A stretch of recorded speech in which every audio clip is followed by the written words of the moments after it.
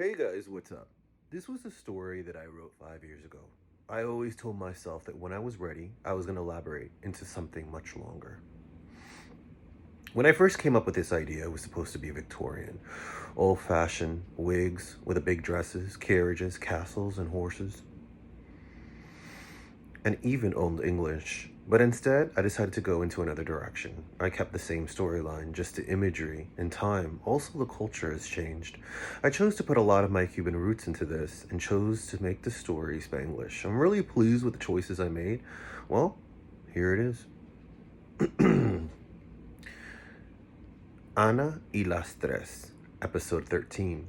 Vanessa y las hijas de Ana. So there's a big jump from the last episode to this one. Anna's 28 now, and her three daughters are 5. In the beginning of this episode, it just summarizes what's been happening since. Vanessa kept her promise. She's actually done more than what she was supposed to. She does maintenance outside, she cooks in the kitchen, she makes sure the mansion is spotless. Anna offered to pay her more. Vanessa didn't take the money. She didn't feel right taking money from a single mother, even if she was well off. Savings to Anna was everything. Also image and how society sees her. However, Anna wasn't getting money in other ways that no one knew.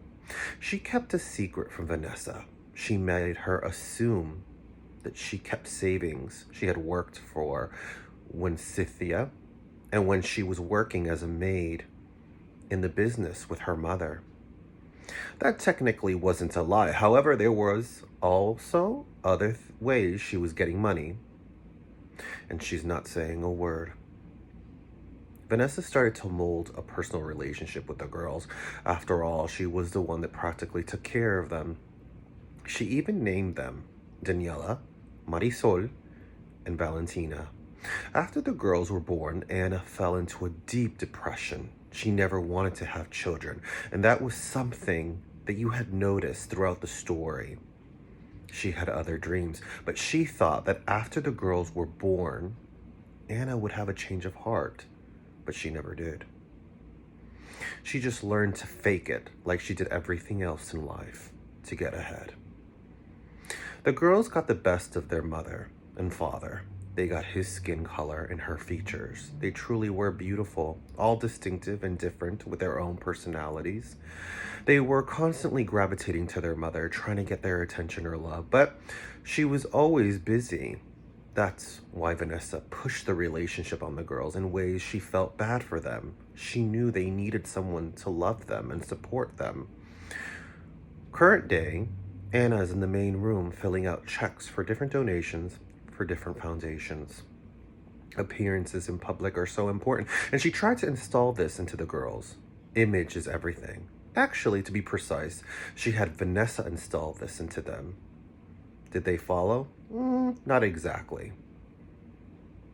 And she had already planned the future for the girls. When they got old enough, each would marry off to a wealthy man. That's what she wanted for them and for herself. That way, they would be well off and she could age perfectly, still richer and still happier.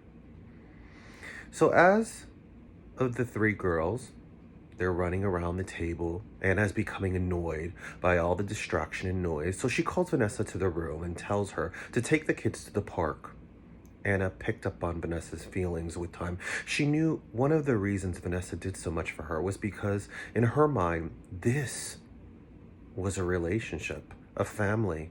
Of course, Anna didn't feel a thing for Vanessa other than friendship, but she let her believe that because it was out of convenience. Vanessa sees that Anna's imperfect, and she accepts her as is. The girls really want their mom to go as well, but like usual, she's busy. The girls kissed their mother and headed out, with Vanessa taking the van since it was more practical than the convertible.